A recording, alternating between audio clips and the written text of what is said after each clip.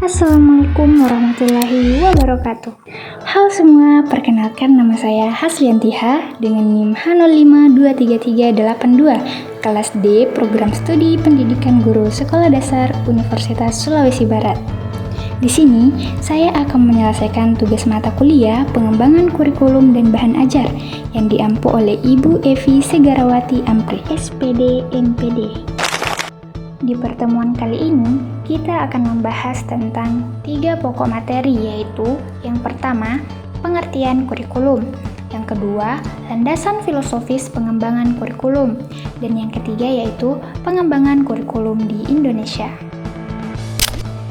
Bagian A, pengertian kurikulum. Mendengar istilah kurikulum dalam banyak literatur, kurikulum diartikan sebagai suatu dokumen atau rencana tertulis mengenai kualitas pendidikan yang harus dimiliki oleh peserta didik melalui suatu pengalaman belajar.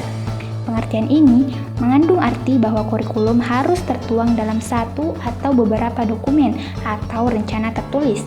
Secara etimologis, istilah kurikulum yang dalam bahasa Inggris ditulis curriculum berasal dari bahasa Yunani, yaitu car, yang berarti pelari, dan career yang berarti tempat berpacu. Bagian B, landasan filosofis pengembangan kurikulum.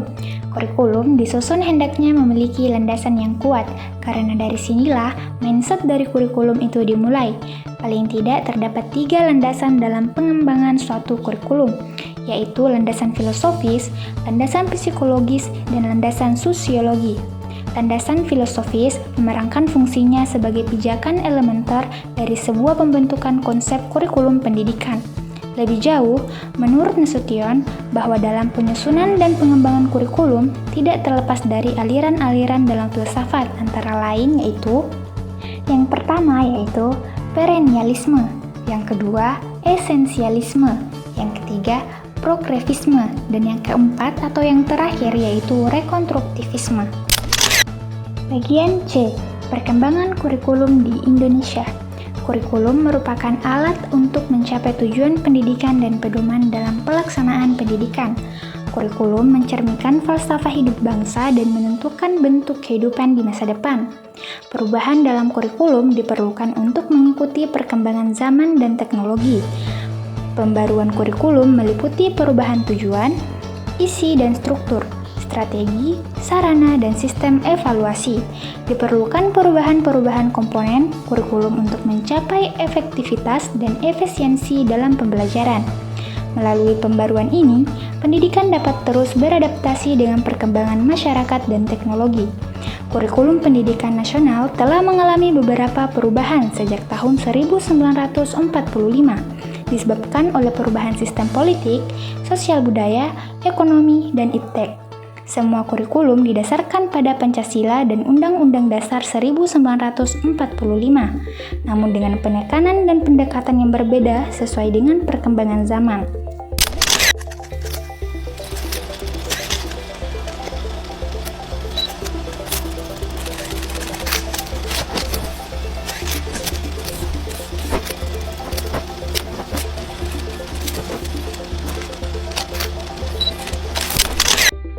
Sejak kemerdekaan, Indonesia mengalami beberapa periode pendidikan, seperti kurikulum rencana pelajaran 1947 sampai 1968, rencana pelajaran 1947, rencana pelajaran terurai 1952, dan rencana pendidikan 1964.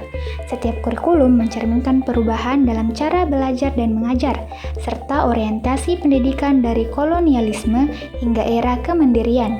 Selain itu, metode penelitian pendidikan juga mengalami perubahan, seperti penggunaan huruf A, B, C, dan D dalam rapor di kurikulum 1964. Perubahan ini mencerminkan upaya pemerintah dalam mengadaptasi pendidikan sesuai dengan tuntunan zaman.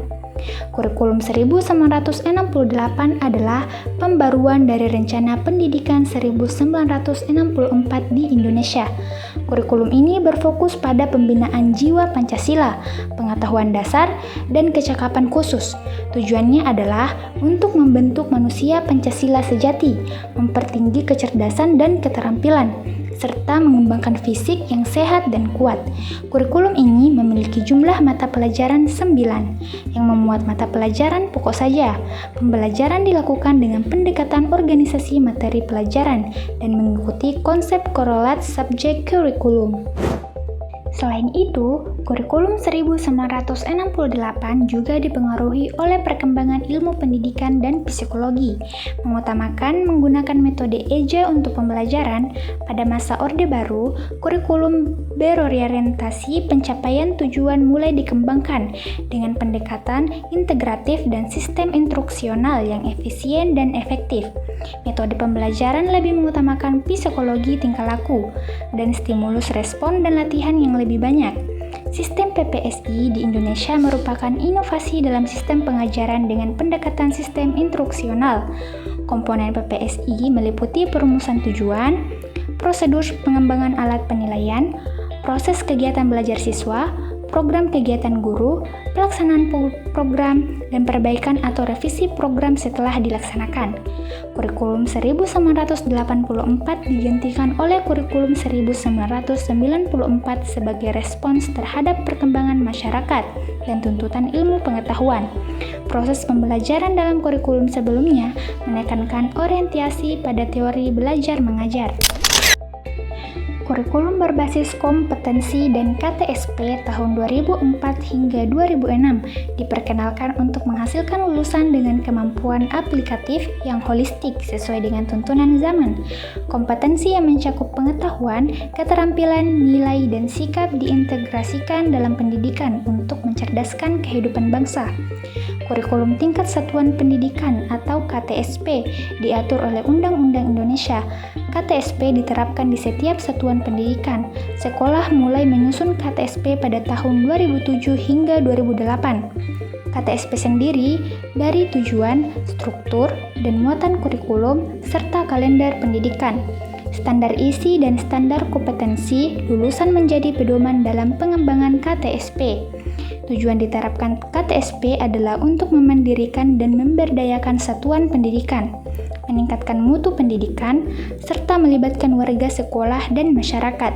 KTSP memiliki 6 komponen penting antara lain yaitu visi, tujuan pendidikan, kalender pendidikan, struktur muatan, silabus, dan rencana pelaksanaan pembelajaran atau RPP. Sekian materi yang saya paparkan, sampai bertemu di pembahasan materi selanjutnya.